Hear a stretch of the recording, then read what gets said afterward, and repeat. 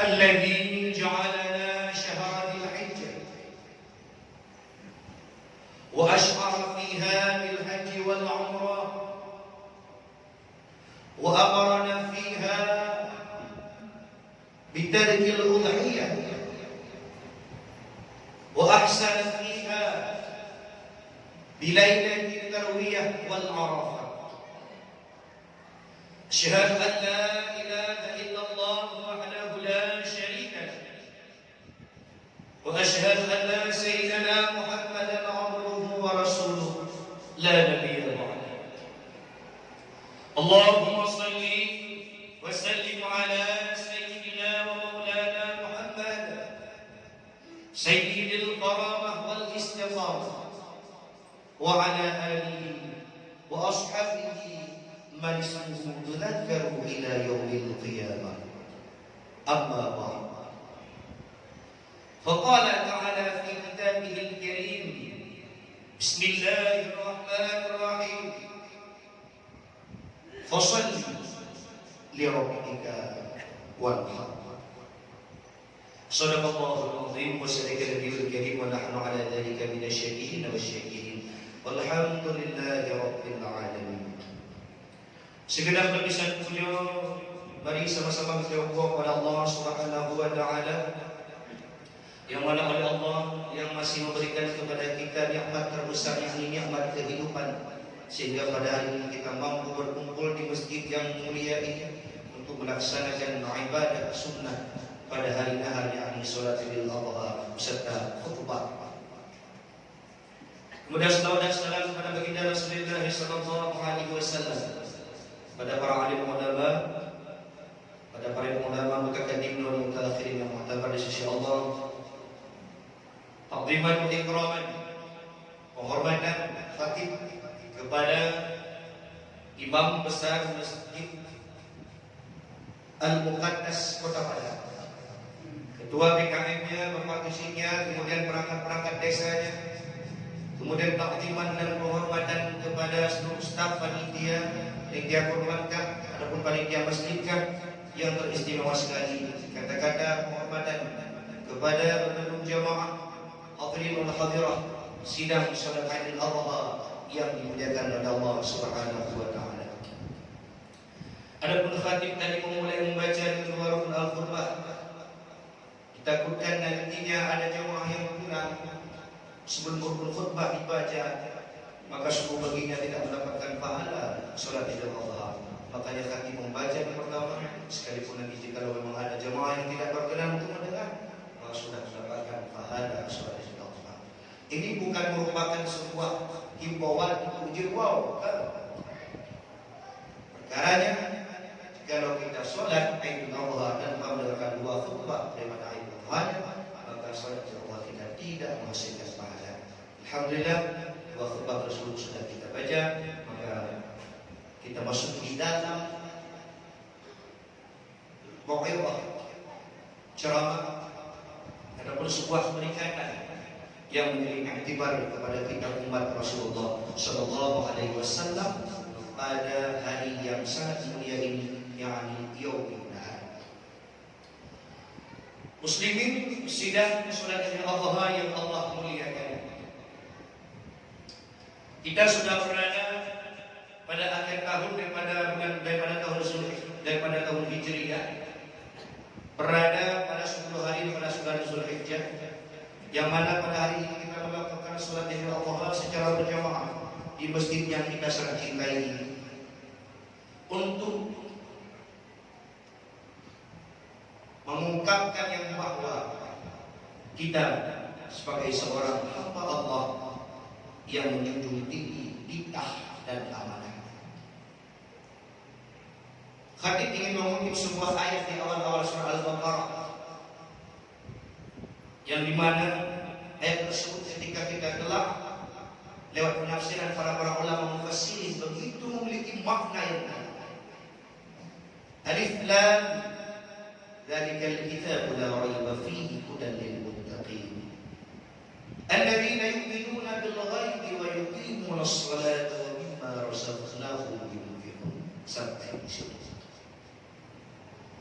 Situ dalam Al-Baqarah diterangkan oleh para ulama mufassir bahwa Al-Quran itu bisa menjadi hidayah, petunjuk bagi orang-orang yang takwa.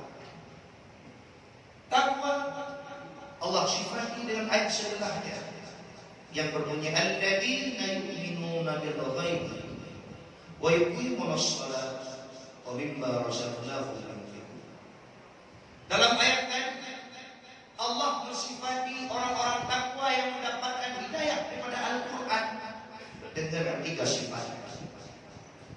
Yang pertama, alladzina yu'minuna bil ghaib, mereka yang mau beriman menjatuhkan keyakinan di dalam dada tanpa sedikit pun keraguan terhadap perkara-perkara yang membuat akal kita seakan tidak masuk logika.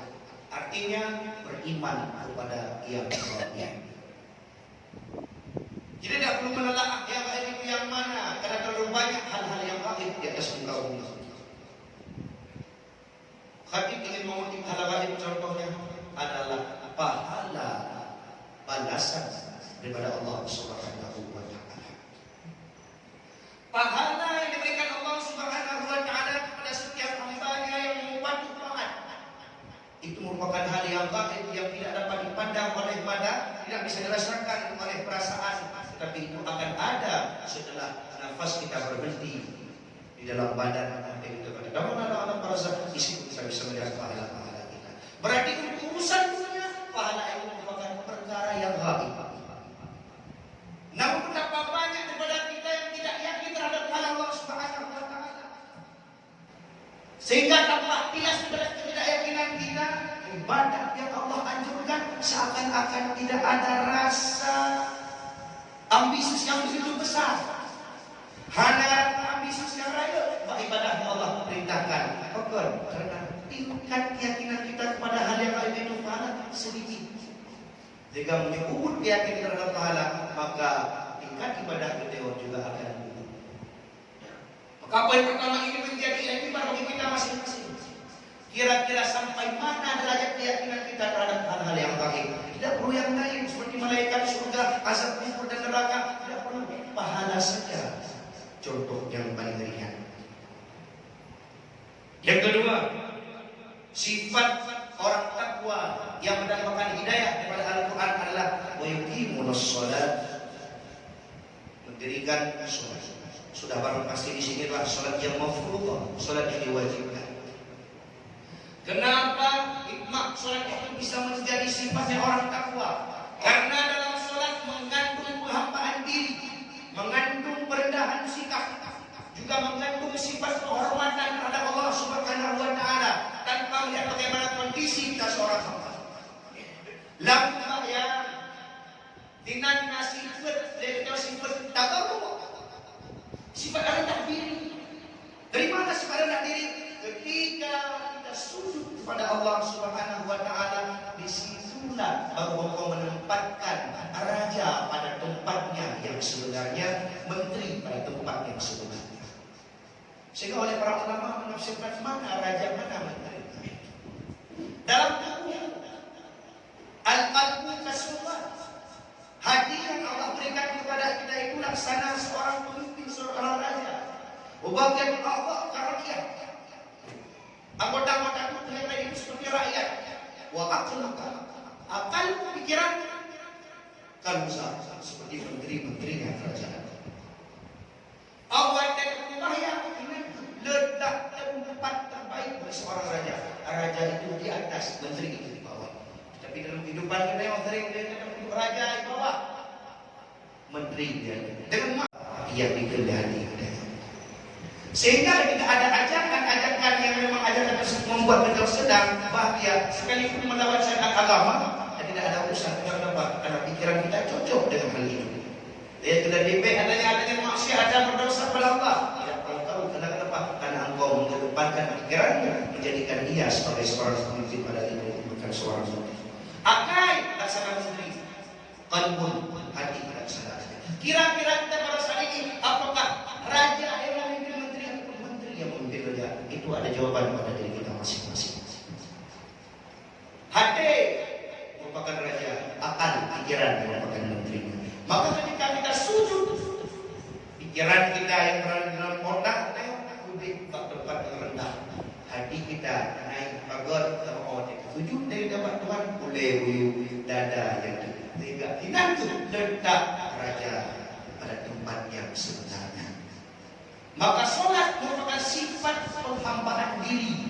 Solat merupakan sifat penghormatan terhadap Allah Subhanahu wa Ta'ala, terlepas daripada bagaimana kondisi dan keadaan kita. Baik kita itulah dilanda kemudahan, dilanda kesusahan, paceklik pada pekerjaan, sedikit pada pendapatan, sakit keluarga, apapun kondisi kita, dengan solat dapat menimbulkan sifat penghormatan terhadap Allah. Karena kenapa? Dalam solat kita membaca pada Al-Fatihah, Alhamdulillahirabbil alamin. Dalam solat rukun fi'li, dalam Al-Fatihah kita membaca surah Bismillah, Alhamdulillahirabbil alamin. Segala puji bagi Tuhan, bagi alam. Kita memuji pada keadaan kita mungkin tidak sedang tenang, keadaan mungkin tengah terdekat. Tapi ketika kita solat, kita memuji Allah Subhanahu wa Ta'ala tanpa melihat bagaimana kondisi kita. Sehingga pada takbir ketika i'tidal, tasbih pada i'tidal, kita membaca Rabbana lakal hamd. Ya Allah, bagimu segala pujian. Maka dalam solat engkau dapat mengingat dan dapat menimbulkan sifat penghambaan diri kepada Allah Subhanahu wa Ta'ala. Adapun yang ketiga, pada sifat orang yang takwa, Allah mensifatinya dengan wa mimma razaqnakum, bukan dengan banyak ibadah yang lain, bukan pula dengan tahajud yang banyak, bukan pula dengan hal lain. Allah mensifati poin ketiga sifat orang takwa yang mendapatkan hidayah kepada Quran adalah wa mimma razaqnakum yunfiqun. Mungkin di sini yang akan menjadi poin pembahasan kita kepada orang ini. Wa mimma razaqnakum yunfiqun. Tanda orang takwa ada sifat pada dirinya infak, suka memberi. Karena kenapa? Karena dia yakin apa yang ia dapat, apa yang ia miliki pada ketika hidup, itu semua mimma razaqna, daripada pemberian dari segi Allah Subhanahu wa Ta'ala. Bahkan sifat infak, sifat memberi itu menjadi sifatnya orang takwa. Karena dengan sudah memberi, engkau sudah menghidupkan sebuah sifat yang dapat mengikat adalah hati-hati saudara-saudaramu. Karena oleh ulama mengatakan, adnas yata'allaq ma yahab. Jiwa itu, jiwa akan tertarik kepada orang-orang yang berbuat baik kepadanya. Sifat berbuat baik lebih mudah didefinisikan dengan sifat suka memberi. Maka menarik hati kanyo, mengikat hati dengan tetangga saudara sesama Islam sah seiman kah? Yaitu dengan sifat infak, suka memberi. Tega dengan nanti berapur ya hukum yang galak juga kedanyo. Contoh dalam kehidupan, datang seorang orang yang lain yang menghakimi saudara kita, yang saudara kita itu suka memberi kepada kita. Ya Allah, daripada bulan kita dalam jiwa kita pasti kita menolaknya. Mungkin kita kebukti tapi lagi belum. Maka disebut timbul sifat ketika kau suka memberi akan melahirkan ikatan batinnya sesama manusia. Maka sifat memberi itulah yang menjadi landasan ikat manusia. Bertepatan dengan hari Nahar. Karena hari Nahar adalah hari kemenangan, di mana di Baitullah setiap tahun kita melakukan ibadah haji dan umrah pada bulan Zulhijjah. Namun kondisi yang mungkin tidak mampu kita ubah, karena itu sudah takdirnya Allah Subhanahu wa Ta'ala. Tahun 2020 dan tahun 2021 haji itu ditiadakan dengan kita. Dari hal ini kita juga perlu menanamkan sifat ridha terhadap takdir Allah Subhanahu wa Ta'ala. Jangan ada pada kita menanamkan sifat menjerja ataupun menerka fenomena-fenomena yang terjadi pada alam saat ini, itu akibat ini atau akibat itu. Tidak ada hak bagi kita untuk membaca takdir kepada Allah Subhanahu wa Ta'ala. Oh, cukup karena orang ini ada konspirasi sehingga ibadah haji ditiadakan, ada hal ini sehingga ibadah haji dibatalkan, tidak adanya data daripada komunitas orang-orang tidak mampu lagi berhaji, asumsi-asumsi tersebut hilangkan. Karena kenapa? Engkau tidak boleh menerka hal-hal fenomena alam yang terjadi dengan izin Allah Subhanahu wa taala. Tetapi yang perlu kita kembali kepada poin Al-Quran. Asa an tukrihu syai'an wa huwa khairul lakum. Asa an tuhibbu syai'an wa huwa syarrun lakum. Kita tahu poin Al-Quran sudah menggarisbawahi. Terkadang yang kita rasa itu sebuah kebenaran, padahal itu keburukan. Dan sebaliknya, padahal yang mereka rasakan kebaikan itu juga keburukan. Ataupun yang sebaliknya kita rasa keburukan, padahal di situ ada kebaikan. Yang poinnya, engkau tidak berhak mencerca ataupun menerka-nerka fenomena alam yang akibatnya ada pula, karena engkau tidak punya hak. Karena kenapa? Karena jauh hari kami ingin mengungkap sebuah peristiwa seperti ini. Ketika pada masa para tabi'in, pada masa seorang tabi'in, ulama ahli fikih, ulama ahli hadis yang berdomisili di kota Mekah yang bernama Abdurrahman bin Abdullah bin Ibn Mubarak Al-Marwazi. Beliau merupakan kalangan ulama mazhab Syafi'i.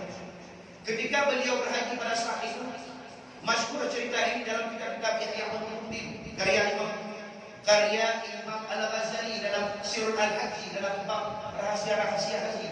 Di situ tertulis substansi judulnya yang bahwa haji mabrur tetapi batal. Maknanya haji mabrur tapi anak wajib. Ini poin sini Khatib Imam Muslim sedikit cerita. Ketika pada tahun tersebut jumlah jamaah haji yang melakukan ibadah haji sekitar 600.000 orang. Namrud di Bero jemaah haji melakukan ibadah haji pada tahun tersebut. Pada tahun tersebut bahkan masanya Ibnu Mubarak. Ketika selesai melakukan wukuf di Arafah, Ibnu Mubarak seorang ulama fikih yang besar yang namanya dikenal pada tahun tersebut, beliau tertidur dalam Masjidil Haram. Ketika beliau tertidur sejenak, datanglah malaikat dalam mimpinya. Cerita ini bukan cerita spiritual, tapi dinukilkan dalam kitab-kitab Ihya Ulumuddin. Ketika beliau sedang tertidur, datanglah malaikat mengatakan, "Ya Abdullah ibni Mubarak, berapa jamaah tahun ini yang melakukan haji?" Beliau menjawab dalam mimpinya, 600.000 orang. Ketahui olehmu, 600.000 orang yang melakukan tahun haji tahun ini, sepuluh tidak ada yang mabrur. Kecuali ada satu orang yang tidak melakukan haji tetapi hajinya mabrur. Di sini tersentak Ibnu Mubarak sehingga dalam hal tidurnya beliau berpikir, kalau tidak diterima begitu maksud saya tidak diterima haji.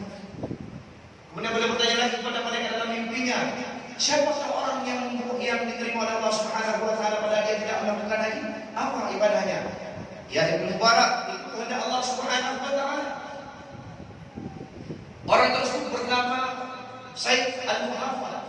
Beliau merupakan seorang yang tugasnya tukang sol sepatu di Dimsyik. Dimsyik merupakan negara Syria, Damaskus. Akibat beliau lah kalian semua yang berjumlah 600.000 orang hajinya diterima. Kalau bukan gara-gara beliau, semua haji tidak mabrur pada tahun ini. Setelah hal itu terjadi, beliau terkejut. Kemudian selesai daripada ibadahnya, beliau pulang menjadi seorang yang bernama Said Al-Muhafal di Dimsyik di Syria. Ketika seorang ulama besar pada tahunnya menjadi seorang tukang sol sepatu, hal tersebut merupakan hal yang ajaib yang paling aneh.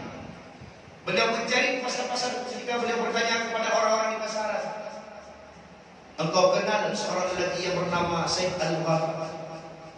Kamu turi wahai Abdullah bin Mubarak, tetapi apa hal engkau ulama besar yang begitu dikenal namamu di seluruh penjuru kota Mekah dan Madinah mencari seorang tukang sol sepatu? Tolong antarkan aku ke rumah beliau. Maka diantarkanlah Ibnu Mubarak ke rumah Said Al-Muhafal.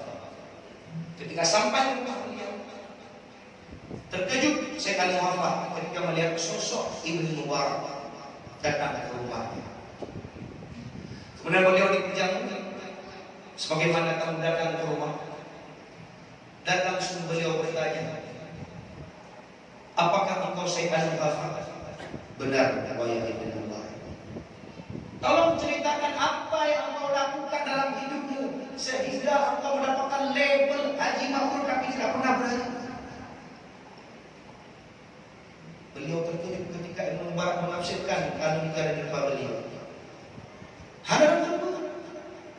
Cuma setiap tahun saya berhajat. Ketika mendengar lafaz labbaik Allahumma labbaik, labbaik la syarika lak labbaik, innal hamda wa ni'mata lak wal mulka la syarika lak. Setiap tahunnya ketika berasal di jalan aku mendengarkan labbaik lafaz diriku menangis, ya Allah, ya Allah bisa datang ke Baitullah. Kapan aku bisa berbuat haji kepadamu ya Allah? Setiap tahun aku mendengar itu aku menangis.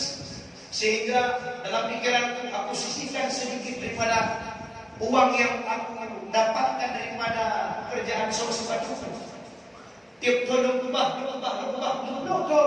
baru punya merumput kubah 350 dirham cukup berhaji.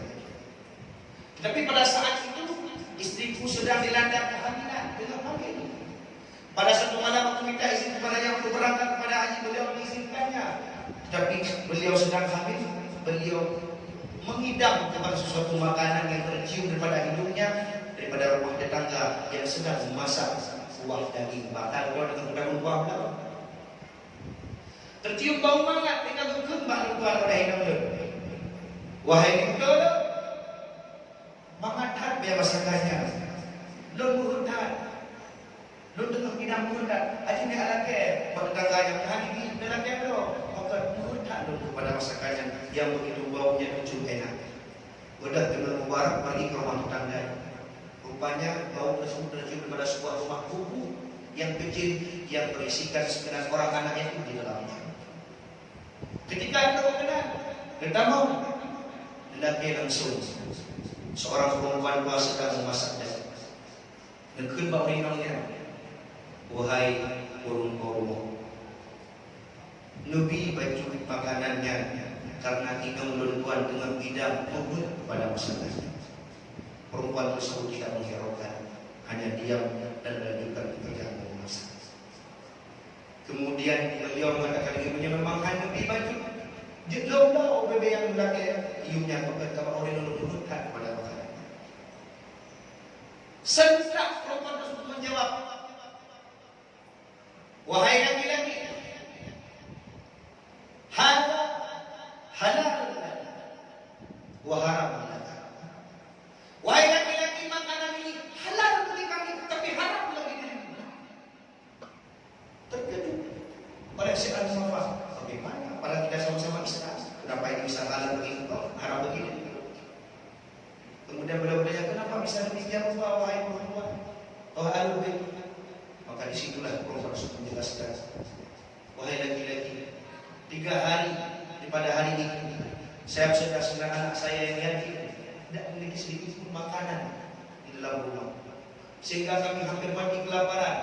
Ketika saya keluar untuk mencari sedikit makanan, saya melihat seekor keledai yang telah mati, maka saya potong sedikit dagingnya, saya bawa pulang ke rumah, lalu saya masak. Maka itu merupakan bangkai darimu, tapi halal bagi kami karena kami untuk menyelamatkan nyawa yang sudah begitu lapar. Terkejut Sayyid Al-Mu'afah, menangis. Beliau pulang langsung ke rumah, menceritakan hal tersebut kepada istrinya. Istrinya pun ikut menangis. Maka jumlah harta yang dikumpulkan untuk beliau berhaji pada saat itu yaitu 350 dirham. Beliau berikan kepada si perempuan tua tersebut beserta anak yatim 9 orang.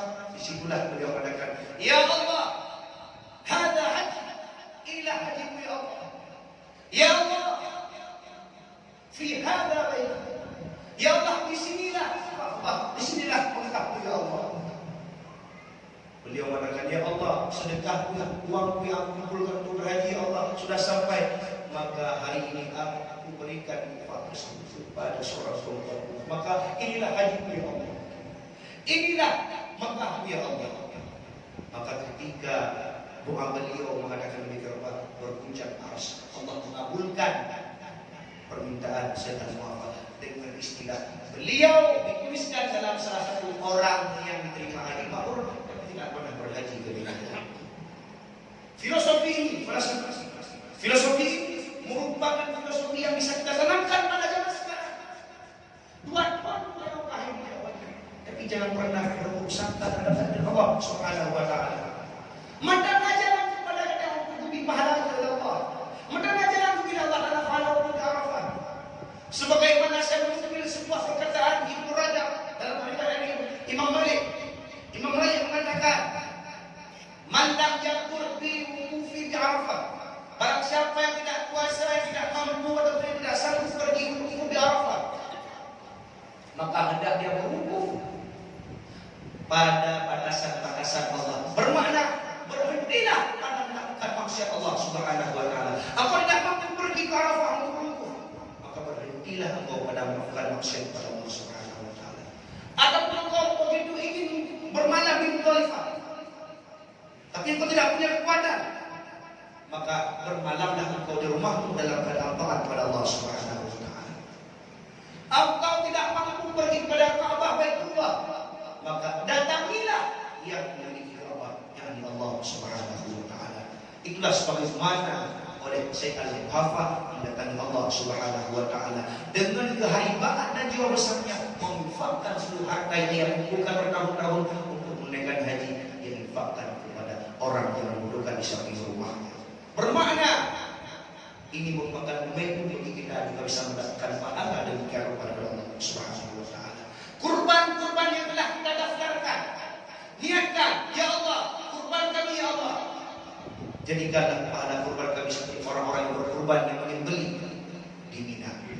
Ya Allah, jadikanlah infak-infak harta kami pada hari ini ya Allah, yang dimakan oleh fakir dan miskin sebagai haji kami ya Allah. Karena kenapa? Karena engkau pergi tapi tidak diberikan pergi. Bermakna bahwa untuk saat ini aman jalan tidak kita gunakan. Hana aman jalan. Ketika aman jalan, maka hana wajib bagi kita. Sekalipun itu merupakan ada terkaan daripada yang konspirasi manusia. Sekuat apapun manusia membuat konspirasi, wa makarullah wallahu khairul makirin. Allah bisa membuat konspirasi. Sehingga ketika Allah Subhanahu wa taala sudah mengirakan apa yang hendak dikata, tidak akan ada mampu manusia yang bisa berubah kepada Allah Subhanahu wa taala. Yang perlu daripada kita adalah membaca hikmah-hikmah kebaikan di dalamnya. Mudah-mudahan insyaallah untuk ibadah kurban yang kita lakukan itu akan bentuk daripada pengagungan terhadap bulan yang begitu mulia, yakni bulan haji. Muslimin dalam momen dari dawai kurban dan kita juga betapa banyak orang-orang fakir, orang-orang miskin yang memakannya. Mereka bawa pulang ke rumah, mereka masak, mereka makan dengan hati yang senang. Berapa banyak orang yang kau buat senang dari kurban? Maka begitu banyak pula Allah jadikan kawan-kawanmu di alam barzakh.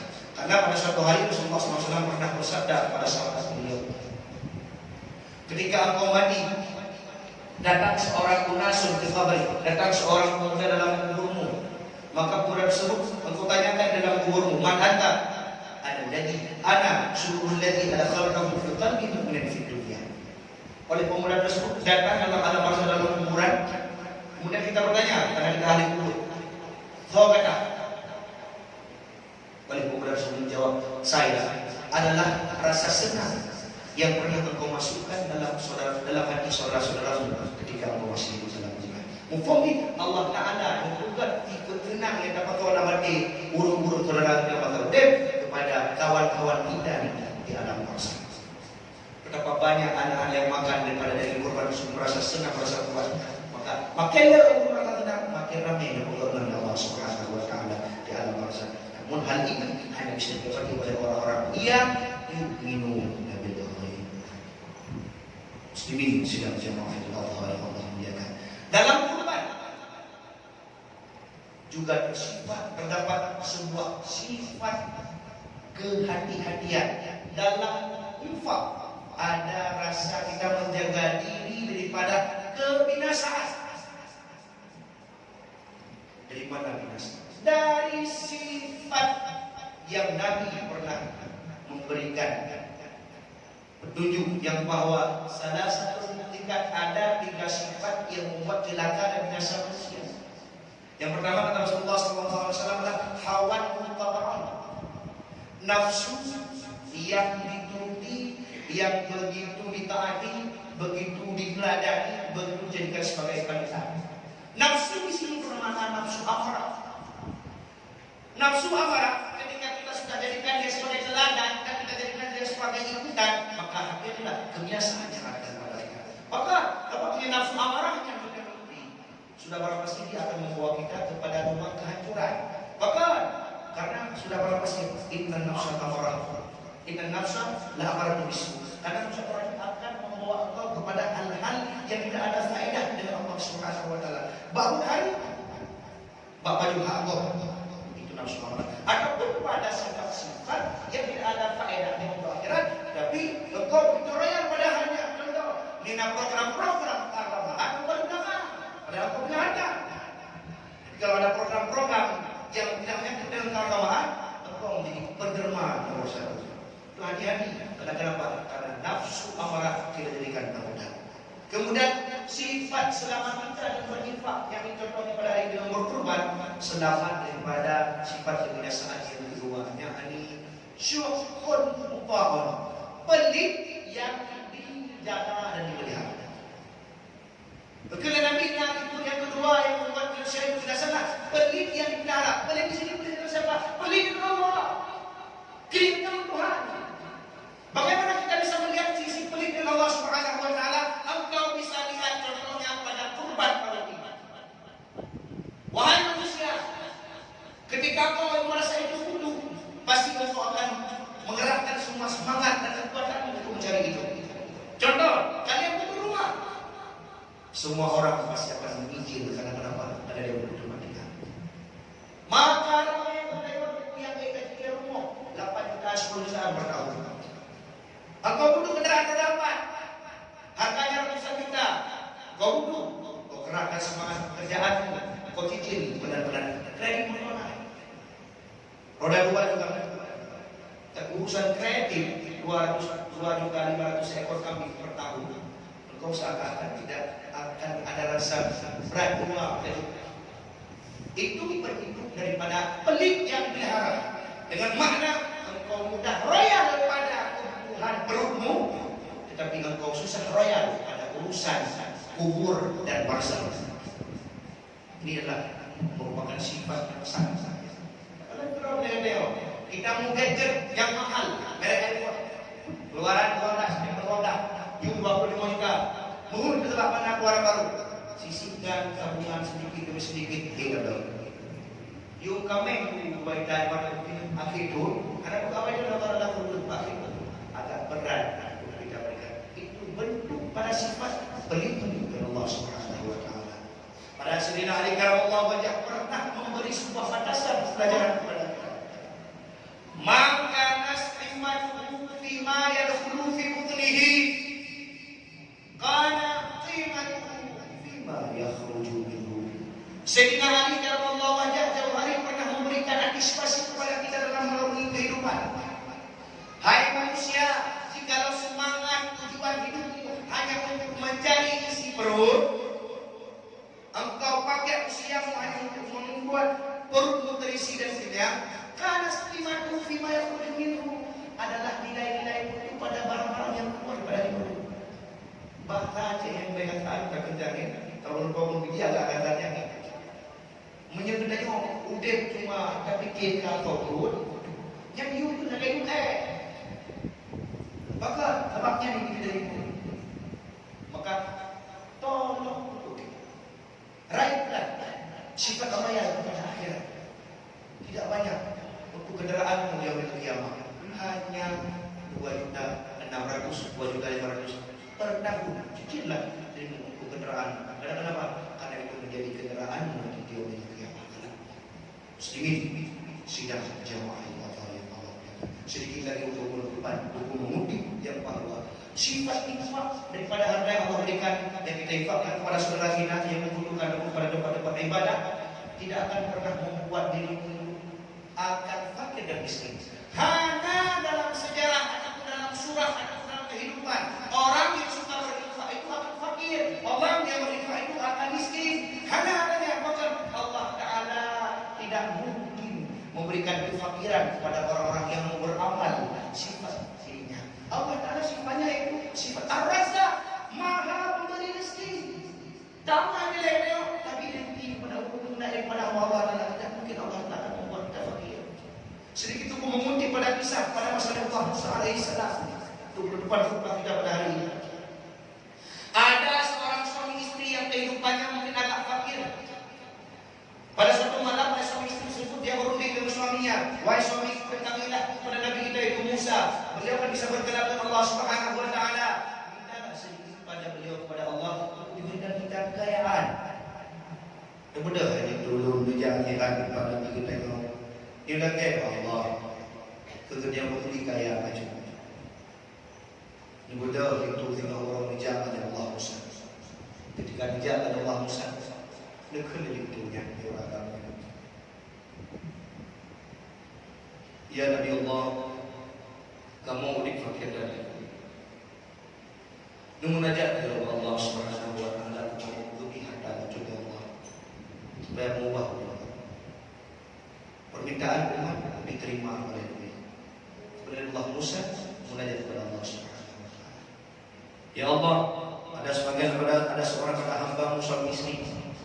Mohon kepadamu ya Allah agar mereka diberikan sedikit kekayaan untuk merubah bagaimana kehidupan mereka. Lantas Allah menerima, mengabulkan permintaan mereka. Tetapi dengan satu syarat. Ya Musa, aku terima permintaan dan mengajak mereka, tapi katakan pada mereka, berikan kekayaan kepada mereka untuk 1 tahun ini. Adapun untuk tahun depan mereka akan kembali kepada kehidupan yang sebenarnya, kehidupan rasanya akan kembali kepada yatim dan fakir. Menang untuk syarat jabatan pada kemudian lagi Allah Musa. Kemudian Allah Musa pergi bertemu dengan laki-laki yang tadi mengabarkan bahwa Allah telah mengabulkan permintaanmu wahai laki-laki, tetapi dengan syarat bahwa kalian hanya akan diberikan kekayaan oleh Allah Taala untuk 1 tahun. Tahun depan kalian akan fakir kembali. Mendengar permintaan yang diterima oleh Allah Subhanahu Wa Taala oleh suami dan istri pun merasa kegirangan, bahagianya luar biasa. Maka ketika Allah Subhanahu Wa Taala sudah membukakan 1 pintu rezeki kepada hambanya, wa yarzuquni haitsu la yahtasib, Allah Taala bisa saja mendatangkan rezeki pada segala penjuru jalan yang tidak diketahui. Dengan kaya cepat. Oh, kalau kita kaya Allah Taala, kaya begitu cepat. Dalam hal kaya cepatnya, aset begitu banyak pada si istri. Dia bilang sama suami, "Dikriba itu.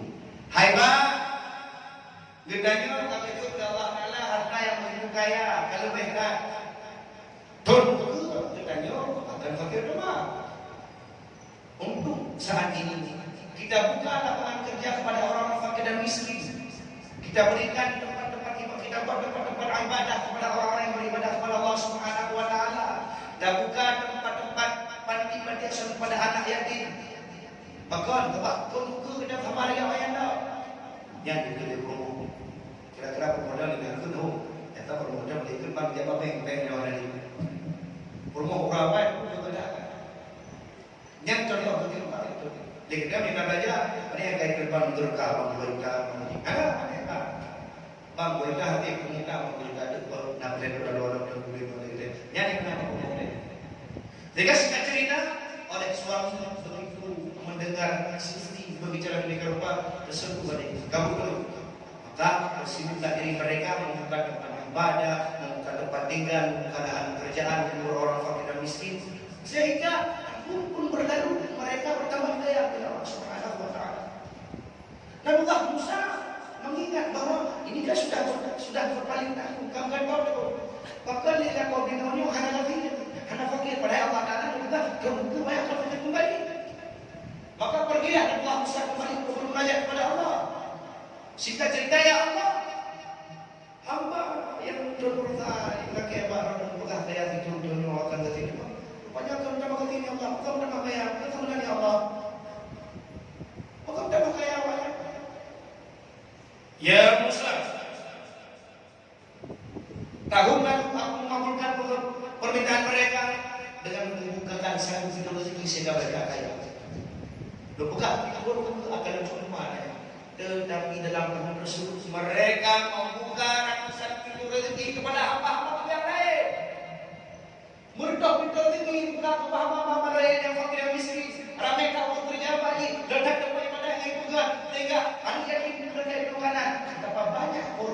bangku yang terisi kedermawaan mereka. Musa, tidak mungkin aku mencabut kekayaan mereka. Musa, mungkin kau sebagai Tuhan Maha Penderma, Maha Derma, Maha Kaya, Maha Pemberi rezeki, dikalahkan oleh kedermawaan kepada hamba. Musa malelo, menyana hamba lebih dermawan daripada itu. Tidak boleh sifat Allah Taala yang tertandingi oleh Allah. Sehingga tidak akan ada dalam kamus kehidupan orang yang suka bersedekah berinfak itu akan tidak ada. Maka pancet jarum kita di rumah, ayo pengadap ekonomi. Insya Allah dengan kita berinfak suka memberi kepada hamba Allah Subhanahu Wa Taala, dapatilah pada diri kita keselamatan dan sifat kebinasaan dan lahirlah sifat keterikatan adalah saudara-saudara kita. Bahkan banyak orang-orang yang merasa senang dengan infak kita sehingga senang untuk Allah balas dengan kawan-kawan yang dia itu di alam barzakh menemani kita di dalam muslimin sedang jemaah yang Allah muliakan. Dan hilangkan mindset cara berpikir yang bahwa kita butuh bersedekah tak suka lihat hal yang gerba tadi bukan ada. Jangan dulu, jangan lewat. Lebih baik ini ingat di pesan khatib pada hari ini. Harapan yang bikin aku hidup. Pesan khatib yang bahwa jangan takut ria sehingga Allah enggan berinfak. Sampai-sampai aku harus menunggu ikhlas untuk berinfak. Tiba-tiba jangan jauh.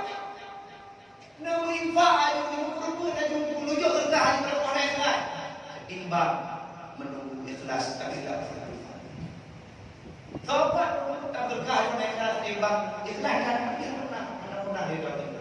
Jamunya gak berkah hari berapa ikhlas. Maka lahir syiar-syiar kita. Sekalipun hanya ikhlas, masalah ikhlas itu masalah hati seseorang. Dia akan mampu kita menghakimi ikhlas atau tidak ikhlas seseorang. Bukan tempatnya bukan hati. Dia tak boleh ikhlas, anak dia ikhlas. Kenapa? Karena cara berpikir kita ikhlas tersebutlah sesuatu hal yang lebih betul, yang tumbuh daripada paksaan kita. Dapat ada paksaan. Kalau itu cara berpikir kita, anak dia ikhlas. Contoh, lewat pengalaman depan anda. Dia lewat pengalaman itu dulu. Langkah itu kapan yang berbeda baik. Ketika engkau ingin berinfak, kira-kira hatimu ada pemikiranmu mau pilih atau tidak? Tapi pilih. Tajuk tentu lebih baik. Kali pandang berarti lebih baik berdoa. Mungkin dari mungkin itu bukan. Tadi hutang penting lebih baik. Nah, ketika hatimu lebih memilih 10.000 pada dalam saku ada uang 100.000, apakah itu dinamakan ikhlas? Mana ikhlasnya? Ikhlas adalah sifat yang tumbuh dalam jiwamu ketika engkau berhasil mengalahkan jiwa-jiwamu yang terpaksa. Itulah dia yang makan le. Talawan talawan terpaksa. Ikhlas. Karena tidak ada orang yang memaksa, hanya engkau memaksakan jiwamu untuk berbuat. Maaf cakap, yang kedua berbeda kadang. Hanya orang pakar dah kau ini anda ributnya. Maka ibadah yang Allah terapkan, ibadah yang Allah beratkan kepada kita semuanya berasal atau semuanya beralas qahrun nafsi. Dalam kitab-kitab para ulama itu al-ibadah la tahsulu illa bi qahrin nafsi. Ibadah kepada Allah Subhanahu wa taala akan hadir tanpa jiwa. Maka hasil paksaan jiwa kita sendiri sehingga membuahkan ibadah itulah keikhlasan yang sesungguhnya. Muslimin sedang jamaah di Allah yang Allah muliakan. Ada sifat yang terakhir daripada sifat kebinasaan adalah yang jabul mar'ana nafsi, takut ria seseorang, heran diri, bangga diri seseorang itu dapat membuat dia celaka, dapat membuat dia itu sia-sia dalam kehidupannya. Sifat ria, sifat heran, sifat bangga diri kalau masih dalam hati, hana itu kita lompat buat, kemudian hana itu kita lompat babak, sehingga ulu naik nilai itu tidak bermasalah. Kenapa? Karena pada saat hati kita itu banyak ada daripada nafsu, ada daripada syaitan, ada daripada Allah, ada daripada malaikat. Maka wajah hati kita bergerak monon, bergerak mending. Selama bangga hati dan iri dengkinya, hana itu dia bakbun, hana lahir berperbuatan, hana lahir barisan, jika pun hana itu tidak menjadi sebuah hubungan. Maka dengan izin Allah Subhanahu wa taala kita terapkan pada hari ini sifat-sifat orang takwa adalah salah satu yang terbesar adalah mau berinfak, suka memberi. Salah satunya memberi maaf kepada saudara-saudara kita, yang tetangga, satu kerjaan, ataupun satu kampung, ataupun satu jemaah kita. Kadang-kadang Rasulullah SAW tidak akan pernah memberikan syafaat kepada umatnya yang masih menyimpan sifat dendam dan sifat amarah yang pernah mereka lakukan masa itu. Maka tempat Nabi anda rela dan umat kebahagiaan dalam neraka, kebahagiaan dalam surga. Maka dalam hal ini berikanlah sifat kemaafan kepada saudara-saudara kita tanpa perlu menunggu mereka minta maaf. Baik dan punya tema dalam hadis tujuh ya Allah ada umat saudara-saudaranya Allah. Maka doa umat lebih awal dan baik tema itu pahalanya lipat ganda dari Allah Subhanahu wa taala. Maka untuknya hadis pertama sekali mohon maaf kepada seluruh jamaah yang ada di sini atas ketidaksopanan, ataupun kelancangan, ketidak pas bahasa dalam penyampaian dan sebagai manusia biasa menyampaikan permintaan maaf sebesar-besarnya dengan berkah Allah di sisi Allah Subhanahu wa taala. Namun sebelum itu marilah sama-sama kita angkat sedikit tangan untuk membaca doa kepada Allah Subhanahu wa taala. Alhamdulillahirabbil alamin wassalatu wassalamu ala asyrofil anbiya'i wal mursalin sayyidina Muhammadin wa ala alihi wa sahbihi ajma'in. Allahumma shalli